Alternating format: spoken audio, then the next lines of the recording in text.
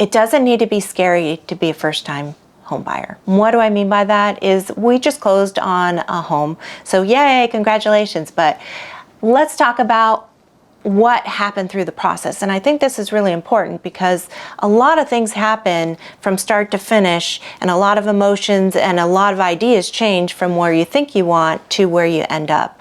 Let me tell you a story. So we had a consultation with our buyer, and initially there was concerns other than just, what the interest rate is or all those things that everybody talks about. What was most important to know is, what is their monthly output? What are they comfortable with? Because it's a big change from where you are renting to where you're actually going to be purchasing a home. Sometimes that move is slightly, sometimes it's a lot more, and it's something you have to digest. So just because we qualify for a certain amount does not necessarily mean that's the payment that we want. We may go less, we may feel comfortable with more, it just depends. So we have those conversations.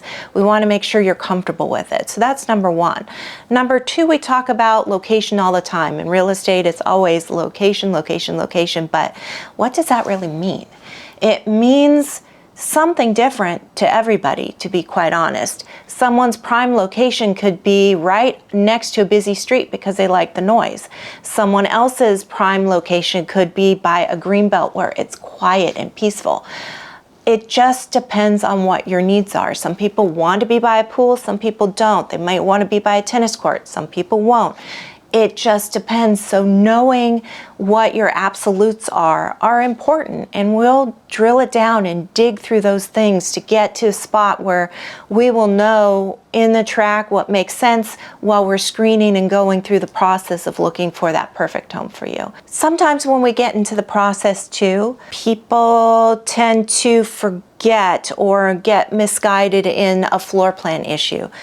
Let me give you an example of that. So what that would look like is sometimes a house is staged, and when it's staged, a professional comes in and they place the furniture in specific locations. Well, let's just say a big, huge television is extremely important to a buyer. And in the staging or in this house, there's no wall space for it. And so we have to look at the house as far as its whole and not just its entities of one piece of furniture. What tweaks could we make? What things can we do to make their lifestyle fit inside that floor plan? So that's another thing we have to think about when we're looking at homes and going through the process. Another conversation that we like to have is maintenance. And I know this may seem silly or something that you don't really think about, but when we're coming from a rental, we're used to calling someone up and saying, hey, come on over and fix this problem for me. So how handy are you? Let's think about that and have those conversations about, are you looking for a condominium that's just really walls in and something easy to maintain for your lifestyle? Or do you love to garden and you like to paint and you like to do these things, and maybe you want something bigger with a little more things that you can do DIY or whatever it is that you like to do?